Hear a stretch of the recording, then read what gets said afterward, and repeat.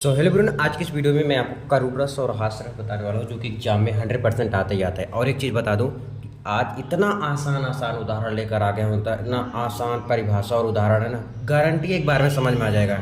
ठीक है ना, एक बार में, ज़्यादा पारी नहीं, एक बार आपको देखेंगे आपको समझ में आ जाएगा। देखो, करूण रस सबसे पहले दिखा दे रहा हूँ। करूण रस देखो, यहाँ से आपको आधा नंबर मिल जाएगा। यहाँ से लिखेंगे कि सिर्फ करूण रस का स्थायी भाव क्या है, क्या है, हास है। क्या है, हास है। करूण रस का स्थायी भाव क्या होता है, हास होता है। क्या होता है, हास। ठीक है, ये लिखोगे तो ये आपको आधा नंबर देगा, ध्यान रखना। करूण रस का स्थायी भाव हास है। जब किसी, देखो करूण रस, वैसे मैं आपको समझा देता हूँ। करूण रस क्या है कि एक शोक है, यानी किसी भी चीज़ को देख के आप एक शोक हो जाते हो, या किसी कोई इंस्पायर हो गया, किसी का एक्सीडेंट हो गया, या कोई है ना, इस प्रकार से जो अनहोनी चीज़ें हो गई, या आप सोच रहे थे कि मेरा 90% आएगा और 30% आ गया, या कि कोई छोड़ के चली गई है, तो मतलब ये सब क्या होता है, हास्य रस होता है। यानी दुख, जब मन में जब भी दुख उत्पन्न होगा तो समझ लेना ये मेरे क्या हो गया, हास्य रस है।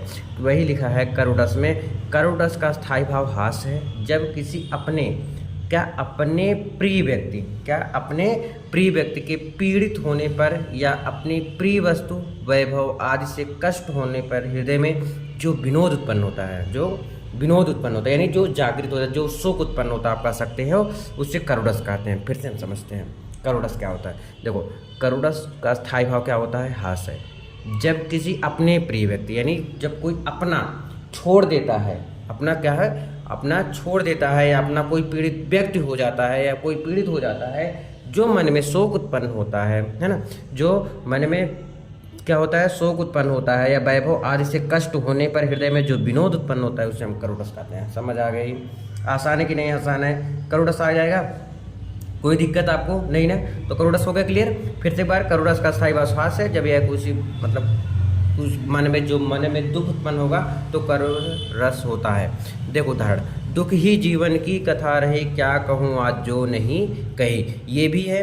देखो, ए मेरे दोस्त लौट के आजा, तेरे बिन जिंदगी अधूरी है। कोई दोस्त अपने दोस्त के बारे में आप कुछ भी एग्जाम्पल लिख सकते हो, बस सिर्फ याद रखना वो कष्ट वाला होना चाहिए, है ना, कि किसी भी चीज़ को कष्ट हो देख के, कम से कम ये चीज़ आपको याद रहना चाहिए अच्छे से। समझ आ गई अच्छे से? ठीक है, हाँ। आगे, अगर ये बोलो छोटा है, ये छोटा है, चलो अभी आपके पास समय, ये पढ़ लो। मणिखोए भुजंग सी जननी फंसा पटक रही थी, सी संधि आज बनाकर तुमने मुझे किया न्याय ही जगदीश। ये भी आप लिख सकते हो। क्या है, क्या, मणिखोए भुजंग सी जननी फंसा पटक रही थी, सी संधि आज बनाकर तुमने मुझे किया न्याय जगदीश। इसको भी आप लिख सकते हो, जो आपको मन करता है वो आप लिख सकते हो। चलो हम देखते हैं हास्य रस। हास्य रस क्या होता है? हास्य रस का स्थायी भाव हास है। ठीक है, और सॉरी यार, मैं करूण रस को भी हाथ बता दे, एक मिनट, एक चीज़ सॉरी। देखो, करूण रस का स्थायी भाव हास नहीं होता, शोक होता है। क्या होता है? शोक होता है। क्या होता है? शोक होता है। क्या होता है? शोक होता है ना। सॉरी, गलती हो गई मुझसे, चलो कोई बात नहीं, है ना। तो अब इसको देख लीजिए, हास्य रस। हास्य रस का स्थायी भाव क्या होता है? हास होता है। जब किसी व्यक्ति वस्तु की, देखो यह हास्य रस क्या होता है, किसी भी चीज़ को देख के खुश हो जाना, है ना। जैसे कोई नाच रहा है, कोई डांस कर रहा है तो भी देख के खुश होना, या कोई सर्कस दिखा रहा है, या जोक मार रहा है तो उसको भी देख के खुश हो जाना, या कोई ऐसा मेकअप कर लिया है कि वो देखने में हंसने ही योग्य है बस, ठीक है ना, वो अच्छा नहीं लग रहा है, इतना मेकअप कर लिया है, ठीक है, तो उसको भी देख के मन में जो आनंद उत्पन्न होता है, जो खुशी उत्पन्न होती है, वही हास्य रस होता है। हास्य रस समझ आए कि नहीं? हास्य रस का स्थायी भाव हास होता है। जब किसी व्यक्ति वस्तु की वेशभूषा, वाणी, चेष्टा, आकार को देखकर, मतलब उसका कुछ भी देख के, चाहे वाणी, चाहे मतलब उसकी बात से, है ना, वेशभूषा मतलब जो उसका पहनावा है, उसका चेष्टा, उसका आकार देख के जो मन में उत्पन्न होता है, क्या, खुशी, उससे हम क्या कहते हैं?